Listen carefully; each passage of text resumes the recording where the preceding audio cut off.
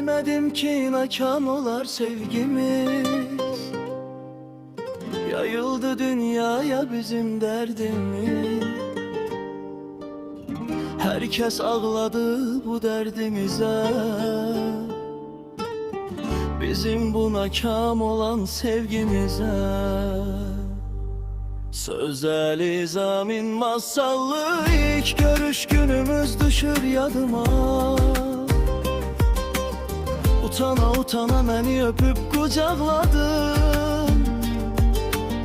Bundan sonra yeteceksen dadıma. Bu sözü deyip hemen gün sen ağladın. Gözlerim dikildi sen gelen yola. El çatmaz olduğun uzaklar kimi. Sana yaza yaza bu gemli misralarımı. Ağlamışam yetim uşaklar kimi. Bilmedim ki nakam olar sevgimiz.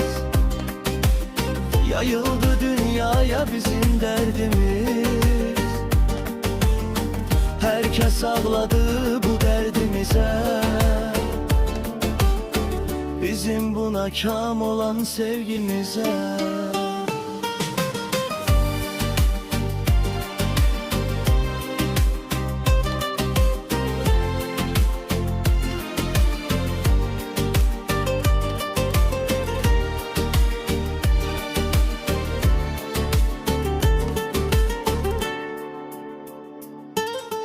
Tek gidirem senli görüş yerimize.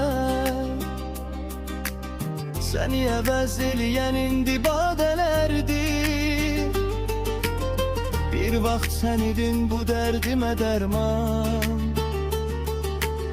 İndi isə dərmanım gör nə qədərdir.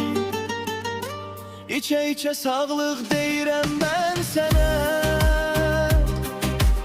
Sən olsan da mən deyiləm vəfasız. Dərdli günləri bəxş edib sən mənə.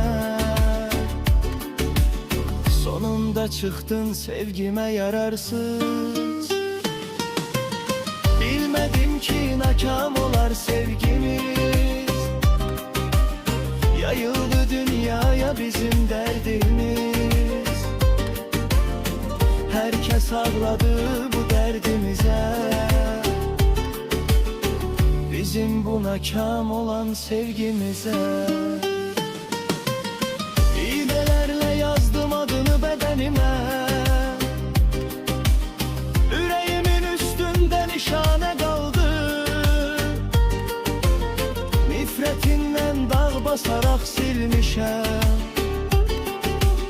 Yazık yüreğimin ahı göğe ucaldı. Allah sənə versin ağır əzabı.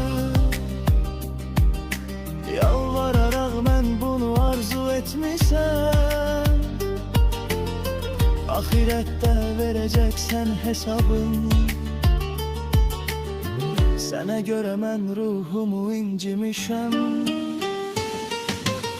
Bilmedim ki nakam olar sevgimiz.